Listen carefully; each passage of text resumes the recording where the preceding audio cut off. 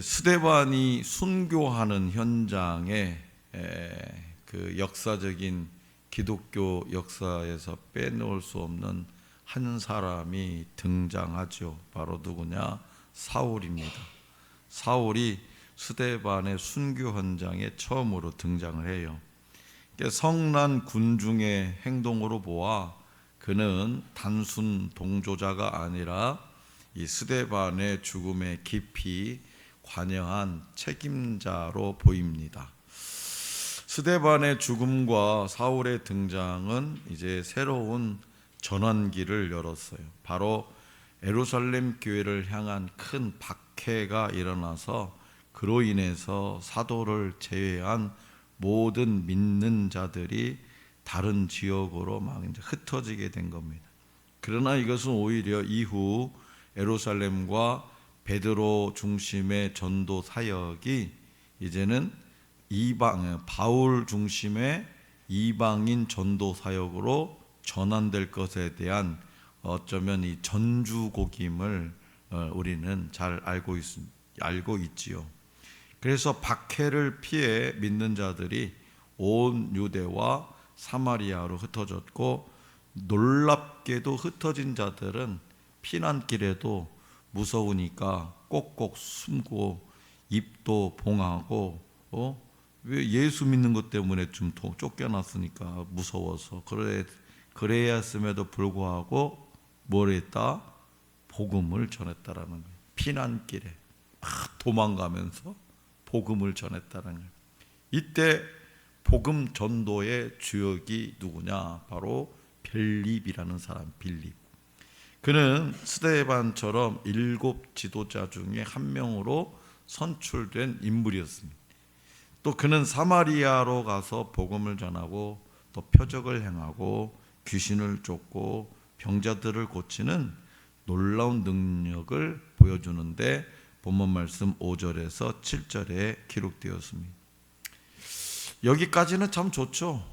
그냥 왜 좋냐? 우리가 당하는 피부적으로 실제로 고난을 안 당했으니까 복음 전하면서 그냥 남 얘기예요. 남 얘기. 강 건너 불구경 하듯이. 근데 당사자들은 얼마나 힘들었겠어요. 그 찰나의 순간들이잖아요. 이처럼 하나님의 자녀에게는요, 늘 이렇게 기쁘고 귀신 쫓고 병자들 고치고 표적을 해나고 이렇게 기쁨만 있는 게 아니라는 거예요. 뭣도 있다? 고난 찾아와요. 고난이. 그래서 고난은 때로 성도의 믿음을 약화시키는 것처럼 보입니다. 고난이 있습니다. 하지만 하나님은 그 고난을 통해서 당신의 뜻을 완성시켜 가시기도 합니다. 자, 그렇다면 예루살렘 성도들에게 닥친 고난을 하나님은 이제 어떻게 사용하셨을까? 예루살렘 성도들에게 닥친 고난을 하나님은 어떻게 사용하셨을까? 첫째는 위기를 기회로 바꿔놓으셨어요. 위기를 기회로. 예루살렘 교회에 닥친 박해로 인해서 성도들은 각지로 흩어졌다고 했습니다. 그런데 그들은 가는 곳마다 예수 그리스도의 복음을 전파했어요. 가는 곳마다 예수 그리스도의 복음을 전파했어요. 그 복음이라는 건 뭐예요? 예수 그리스도가 뭐예요? 하나님의 아들, 우리를 위한 구세주. 이게 복음이죠. 그 예수 그리스도를 믿어야 뭐예요? 우리 천국에 간다. 그러니까 하나님이 그들이 당한 시련을 사용하셔서 하나님이 그들이 당한 시련을 사용하셔서 복음 전도의 기회로 바꾸신 겁니다. 그러니까 오늘 우리에게 주신 본문 말씀은 흩어진 많은 성도 중에서 특별히 빌립의 행보를 소개하고 있습니다. 7 집사 중에 한 사람이었던 빌립. 이스라엘 사람들이 혐오하는 사마리아 지역으로 들어갑니다. 이스라엘 사람들이 개 같은 사람이라고 일컬었던 그 사마리아 사람들하고는 상종도 안 하려고 했던 그 지역으로 들어가요. 사마리아와 이스라엘 민족 간의 적대감은 오래된 역사를 가지고 있어요. 하지만 빌립은 그런 민족적 적대감에도 불구하고 그 땅의 영혼들을 구원하기 위해서 성령의 이끄심에 순종했다라는 거예요. 탈북자 선교를 하시는 제가 가까우신 분, 그 목사님이 계세요. 그분이 최근에 어느 지역을 갔다 왔대요. 왜 뭐하러 갔다 왔대요? 물어봤더니 또 다른 탈북 루트를 개발하기 위해서. 이게 목숨 걸고 하는 거예요. 목숨을 걸고 또 다른 탈북 루트를 개발하기 위해서 또 어느 지역에 다녀왔다라는 거예요. 왜요? 북한 땅에 그 영혼들을 한 명이라도 구원하고 싶었어. 한 명이라도, 단 한 영혼이라도. 빌립도 그런 마음을 가지고 야, 거기는 뭐하러 가냐? 너도 똑같은 인간 아니냐? 별의별 소리를 다 했겠지만은 한 영혼, 그 천하보다 귀한 한 영혼을 구원하기 위해서 성령의 이끄심에 순종했다라는 거예요. 성령의 이끄심에. 마치 예수님이 공생의 기간에 유대인들은 절대 들어가려 하지 않는 사마리아 지역을 의도적으로 들어가셔서 그곳 사람들에게 복음을 전하셨던 것처럼 빌립을 통해서 잃어버린 양을 찾게 하셨고, 그리고 복음을 전하게 하셨던 겁니다. 자, 우리는 갑작스러운 고난이 닥치면 그 고난 앞에 당황합니다. 당황하죠. 그러나 하나님은 고난 중에도 깨어있는 한 사람, 그 수많은 사람들이 고난을 당한 거잖아요. 그 스데반의 죽음으로 인해서 야, 이제 예수 믿으면 이제 스데반처럼 저렇게 돌에 맞아서 죽고 끌려가서 죽고 사지가 찢겨서 죽을 수도 있겠구나. 그런 고난 속에서도 깨어있는 한 사람, 이 빌립을 사용하셔서 사마리아 사람들을 구원하셨다는 거예요. 이게 선하신 하나님은 우리가 인생에서 마주치는 다양한 고난과 시련들을 이렇듯 선하게 바꾸실 수 있는 분이라는 거예요. 그러니까 이 고난 앞에 우리가 당황하지 말자는 거지. 하나님께서 하실 일을 우리는 기대하면 된다는 거예요. 하나님께서 하실 일을 기대하는 거예요. 그렇기 때문에 우리에게 주어진 모든 처지와 환경은 하나님이 열어놓으신 복음 전도의 현장임을 우리는 잊지 말아야 돼요.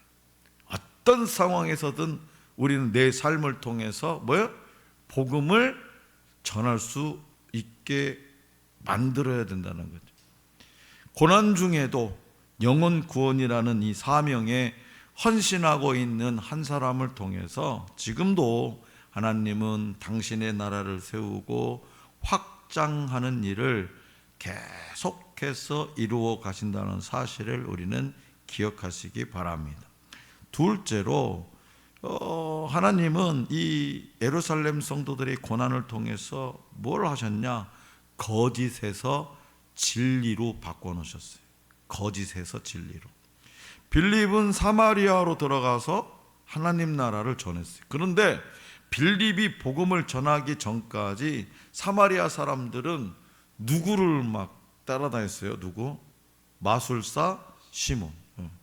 마술사 시몬의 어두운 영향력 아래에 살고 있었어요. 그는 자칭 위인 행세, 그러니까 자기가 막 최고로 잘난 사람이야. 능력 있고 권위 있는 사람.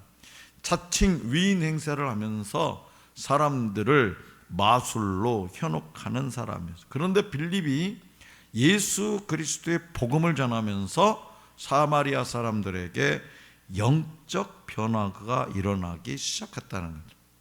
영적 변화, 이게 중요해요. 영적 변화. 그러니까 빌립이 복음을 전하며 기도하자 많은 사람이 영적으로나 육적으로 치유되는 기적을 체험을 하게 됩니다. 그러니까 사마리아 사람들은 마술보다도 더 확실하고 강력한 영적 능력과 은사를 체험하면서 그동안 의지하던 마술의 권세를 벗어나서 예수 그리스도의 복음을 믿게 되더라는 거죠. 심지어 마술사 시몬마저도 놀라서 이 영적 능력, 그 성령의 능력, 그 능력에 마술사 시몬도 놀라서 빌립을 따라다니기에 이르렀습니다. 그러니까 참된 복음의 빛이 사마리아 사람들을 이 거짓의 영에서 해방시켰던 거죠. 그러니까 성령은 박해를 피하여 예루살렘을 떠나서 빌립을 사마리아 지역으로 이끄셔서 이 복음의 빛을 사마리아 이 어두운 땅에 비추게 하셨다는 거죠. 그러니까 우리는 이 기사를 통해서, 이 이야기를 통해서 시련과 역경이 복음의 능력을 약화시킬 수 없다는 사실을 우리는 확신해야 됩니다. 우리나라도 보면 초창기에 이 기독교 역사를 보면 얼마나 암울했습니까? 수많은 사람들이 순교를 당하지 않았겠습니까? 천주교 때부터 시작하면 어마무시한 사람들이 이 순교, 믿음을 지키다가 순교를, 그러면 그 정도 사람이 죽어나갔으면 이 땅에 교회가 세워지지 않아야 되죠. 그 두려웠다면. 그런데 오히려 어떻게 됐어요? 산골 구석구석에도 십자가는 세워졌다. 무슨 얘기냐? 시련과 역경은 복음의 능력을 약화시킬 수 없다. 시련과 역경. 때로 자신이 처한 초라하고 열악한 상황이 복음의 빛을 가릴 것이라고 생각하고 복음 전하기를 주저하는 사람이 있어요. 그러나 지금까지 성도들이 받은 박해와 고난이 오히려 복음을 더 강력하게 세상에 드러냈다는 사실을 우리는 기억해야 됩니다. 그 능력이 오늘 저와 여러분들에게까지 전달되었기 때문에 우리가 예수 그리스도를 구세주로 믿고 하나님의 자녀가 되었으니, 그래서 우리는 복음의 빚진 자가 되었고, 그 빚을 갚기 위해서 우리의 모든 삶을 통틀어서 우리가 어느 것에서 무엇을 하든지, 때를 얻든지 못 얻든지 복음을 전하는 전도자의 삶을 살아가야 될 줄로 믿습니다. 그래서 복음은 어떤 상황 속에서도 어둠에 묶인 영혼들을 돌아오게 하는 하나님의 능력임을 우리는 믿어야 될 줄로 믿습니다. 루이스 잠페리니라는 사람이 있어요. 루이스 잠페리니 32살 때 진정으로라는 말을 꼭 넣어달라 그래요. 진정으로 구원을 받았대요. 진정으로. 그 과정은 파란만장했습니다. 껄렁껄렁하게 살던 소년 페리니는요, 자신이 바람처럼 달릴 수 있다는 그 사실을 깨닫고서 열심히 노력한 끝에 유명한 올림픽 출전 선수가 됐대요. 육상 선수. 그러나 제2차 세계대전이 터졌고 바다 한가운데 불시착한 그는 두 사람과 함께 뗏목 위에서 47일을 버텨냅니다. 그는 상어와 그 다음에 이 공습, 비행기들의 공습, 그 다음에 우울증을 모두 이기고 살아남았어요. 그때 그는 하나님께 기도를 드렸어요. 하나님 아버지, 만약 저를 구해 주시면 평생 주님을 섬기겠습니다. 그러니까 47일 만에 일본 군함에 구조되어서 포로 수용소에 이제 갇혀버립니다. 그러니까 처참한 포로 생활에 비하면 그 힘들었던 뗏목 생활은 유람선 여행처럼 편안하게 느껴질 정도라는 거죠. 47일 모진 그 바다에서 모진 고통, 그 시간들을 보내고 딱 구출됐는데, 세상에 적군에게 구출된 거예요. 47일 만에.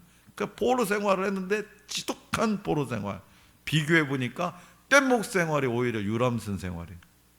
얻어맞고 굴욕과 고문을 당할 때마다 그는 하나님께 구해달라고 부르짖었어요. 전쟁이 끝나자 그는 연합군에 구조되어서 고향으로 돌아옵니다. 그런데 오히려 최악의 고통이 그를 기다리고 있어요. 그는 극심한 두려움과 분노에 시달렸죠. 이 트라우마에 시달린 거예요. 그러니까 혼란 가운데 그는 미친 듯이 술을 마시고 분노를 표출하고 주변 사람들을 괴롭혀요. 그는 모든 사람을 밀어냈고 결국 자살을 떠올릴 지경까지 이르렀습니다.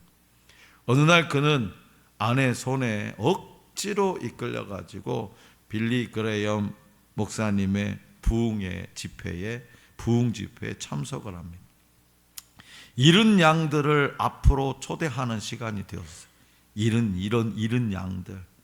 그는 나가고 싶지 않았으나 문득 앞으로 나오세요. 주님 하나님께서 잃어버린 양들을 찾으십니다.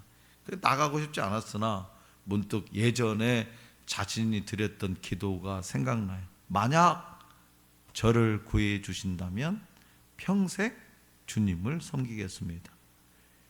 절박한 절체절명의 그 상황 속에서 기도드렸던 그 기도를 그 순간에 생각나요. 만약 저를 구해 주시면 평생 주님을 섬기겠습니다. 그래서 그는 앞으로 걸어나가요. 그리고 구원을 받아요.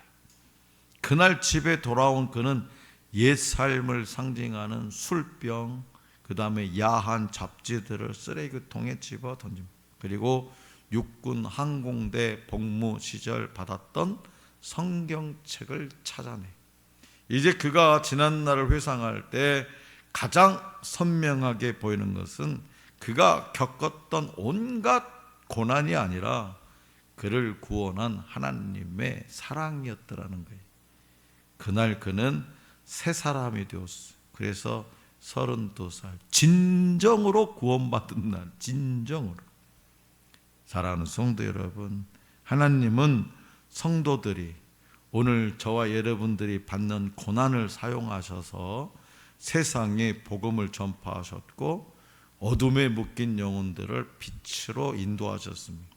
복음이 예루살렘을 넘어서 두루 전파하는 과정에는요, 하나님의 섭리가 있었어요. 이 조선 땅에, 이 땅에 이 복음이 들어오는 그 과정도 뭐예요? 하나님의 섭리가 있었어요. 저와 여러분들이 지금 이 자리에 앉아 있는 것도 하나님의 섭리가 있었어요. 하나님은 고난을 통해 믿는 자들을 흩으셨어요. 흩어진 사람들은 곳곳에 두루 다니면서 복음을 전파했어요. 그 복음이 오늘 저와 여러분들에게도 어느 순간인가 닿게 된 거죠. 그래서 복음은 들불처럼 번지기 시작했고 빌립을 통해서 사마리아에도 복음이 전해졌습니다. 사마리아 사람들은 빌립의 말을 듣고 표적도 보고 복음을 받아들였습니다. 온 성에 기쁨이 넘쳤대요. 온 성에 기쁨이. 하나님은 오랜 갈등과 반목의 역사가 있는 유대인과 사마리아인을 복음으로 묶으셨다는 거예요.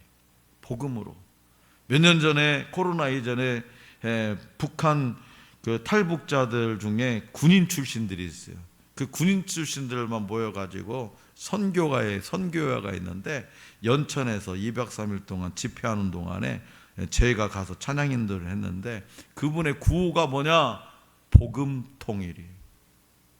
복음 통일. 평화 통일이 아니라 복음 통일. 복음으로 통일을 해야 진정한 평화 통일을 할 수 있다라고 하면서 그들이 막 기도해요. 처절하게. 그리고 집회도 한번 시작하면은요, 그분들은 우리는 딱 식사 때에는 밥 먹어야 되잖아. 우리 여기 남한 사람들은 아침에는 몇 시, 점심은 몇 시, 저녁은 몇 시. 그분들은 그런 게 없더라고. 그냥 식사 때가 지났는데도 계속 집회를 하는 거예요. 왜 그래요? 그만큼 절절하니까.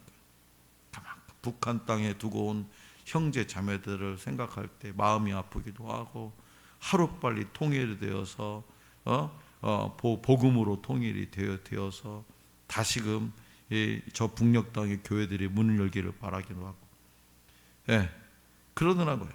그래서 우리가 복음으로 통일을 될 때, 복음이 있는 곳에는 기쁨이 넘칩니다. 능력과 큰 기쁨이 있어요. 그래서 아무리 큰 고난이 있어도 복음은 결국 큰 기쁨을 불러옵니다. 그러므로 우리가 믿음 때문에 당하는